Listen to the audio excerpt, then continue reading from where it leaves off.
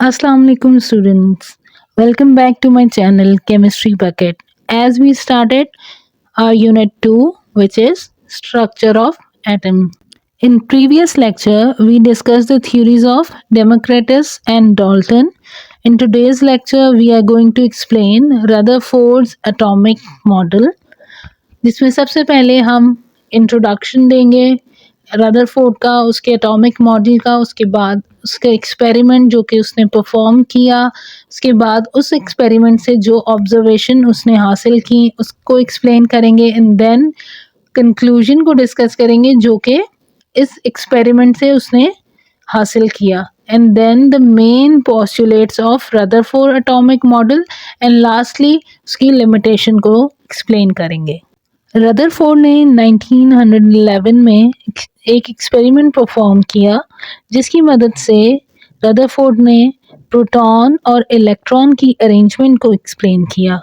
Rutherford was the first person जिसने atomic structure को explain किया। 3 मेन पॉइंट्स जो कि रदरफोर्ड ने एक्सप्लेन किए, नंबर 1 न्यूक्लियस की discovery, second one is atom में मौजूद empty spaces and third one is electrons. Rutherford ने जो एक्सपेरिमेंट परफॉर्म किया उसके लिए कुछ टूल्स यूज़ किए। जैसे कोई भी एक्सपेरिमेंट हो उसको परफॉर्म करने के लिए ऑब्वियसली आपको कुछ इंस्ट्रूमेंट्स यूज़ करते हो, आप कुछ जो है वो केमिकल्स यूज़ करते हो।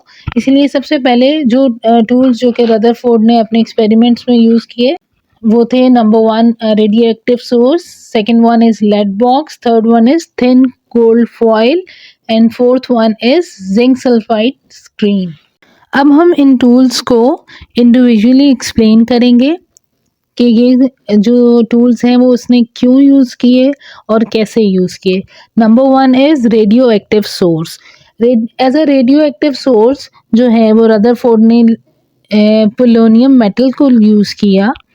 अब क्वेश्चन ये आता है कि पोलोनियम मेटल को ही क्यों यूज़ किया। आंसर इज़ क्योंकि polonium metal alpha particle produce करता है और अल्फ़ा पार्टिकल्स जो हैं वो पॉजिटिवली चार्ज होते हैं, जिसकी वजह से रदरफोर्ड ने चार्ज की डिस्ट्रीब्यूशन को, जैसे कि रदरफोर्ड चार्ज की डिस्ट्रीब्यूशन को जानना चाहते थे, इसीलिए ज़रूरी था कि किसी भी एक्सटर्नल चार्ज के ज़रिए वो एटम के पार्टिकल के चार्ज के बारे में पता चला सकें।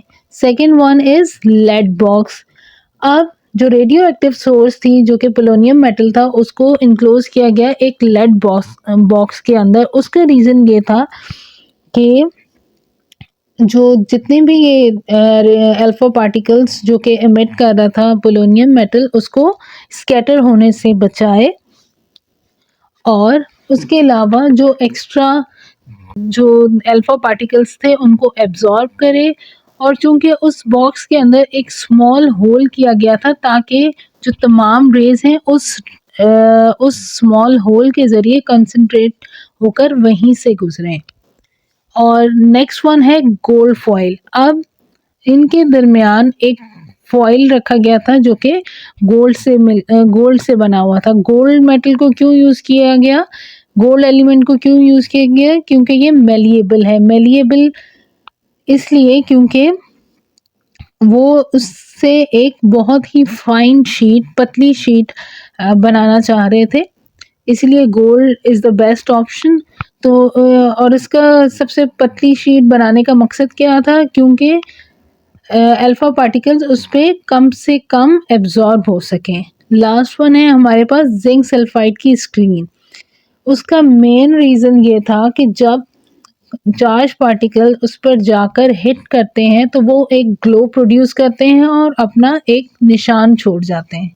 लास्ट स्लाइड में हमने जो टूल्स उसने अपने एक्सपेरिमेंट में यूज़ किए उसके बारे में हमने जो है वो डिस्कस किया। अब हम वो एक्सप्लेन करेंगे कि उसने ये एक्सपेरिमेंट कैसे परफॉर्म किया। रेडियो एक्टिव सोर्स जो कि लेड बॉक्स में इनक्लोज थी उसके अंदर से 20,000 जो है अल्फ़ा पार्टिकल्स को बम्बार्ड किया एक थिन फॉइल जो कि गोल्ड की थी उसके ऊपर।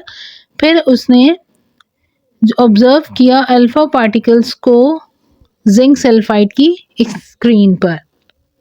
अब उसको क्या क्या चीज़ ऑब्जर्व हुई, सबसे पहले उसने ये चीज़ ऑब्जर्व की कि जो ज़्यादातर जो अल्फ़ा पार्टिकल्स हैं वो पास हो गए एक स्ट्रेट लाइन में।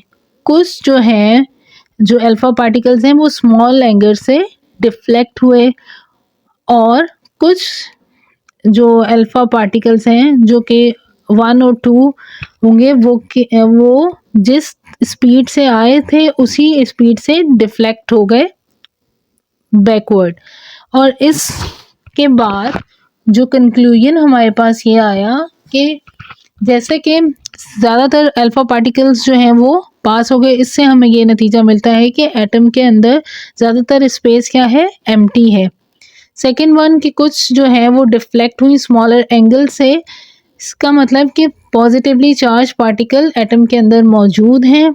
और लास्ट वन हमने ये कंक्लूड किया कि साइज ऑफ द न्यूक्लियस बहुत छोटा है as compare to atom. After performing experiment Rutherford ने कुछ पॉइंट्स को कंक्लूड किया, जिनमें सबसे पहले है कि एटम जो है वो एटम्स के अंदर एक पॉजिटिवली चार्ज सेंट्रल पोर्शन है जिसको न्यूक्लियस कहते हैं, और उसके अंदर प्रोटॉन और न्यूट्रॉन मौजूद हैं। और सेकंड वन ये है कि न्यूक्लियस के गिर्द इलेक्ट्रॉन्स रिवॉल्व करते हैं वेरी हाई स्पीड में, जैसे कि सोलर सिस्टम में सन के गिर्द डिफरेंट प्लैनेट्स रिवॉल्व करते हैं। अब नेक्स्ट पॉइंट ये है कि इलेक्ट्रॉन्स को न्यूक्लियस के गिर्द रिवॉल्व करने के लिए सेंट्रीपिटल फोर्स की रिक्वायरमेंट होती है। The attractive force of the nucleus on electrons provide centripetal force to the electrons, और the size of nucleus है वो बहुत छोटा है as compared to the size of atom, and most of the volume occupied by the atom is empty। इस point को इस तरह, क्योंकि ज़्यादातर जो रेस थी अल्फा पार्टिकल्स की वो स्ट्रेट गई, जिससे ये क्लैरिफाई हो गया कि एटम का most of the part empty है। नेक्स्ट वन, एटम न्यूट्रल होता है, यानी उसके ऊपर कोई चार्ज मौजूद नहीं होता, क्योंकि नंबर ऑफ इलेक्ट्रॉन्स इक्वल होते हैं नंबर ऑफ प्रोटॉन के। और लास्ट वन है, nucleus is responsible for the mass and energy of the atom, कि न्यूक्लियस पे ही मुनसर है कि एटम का मास और एनर्जी क्या होगी। Now the drawbacks of Rutherford atomic model. Rutherford atomic model जो है वो बेस करता है लॉ ऑफ मोशन और लॉ ऑफ ग्रेविटेशन के, और ये लॉज जो हैं वो सिर्फ न्यूट्रल बॉडीज़ पर एप्लीकेबल हैं, और चार्ज बॉडीज़ पर इनकी एप्लीकेशन पॉसिबल नहीं है। सेकेंड वन, जैसे कि इलेक्ट्रॉन्स जो है वो कॉन्टीन्यूसली न्यूक्लियस के गिर्द रिवॉल्व कर रहे हैं और एनर्जी एमिट कर रहे हैं।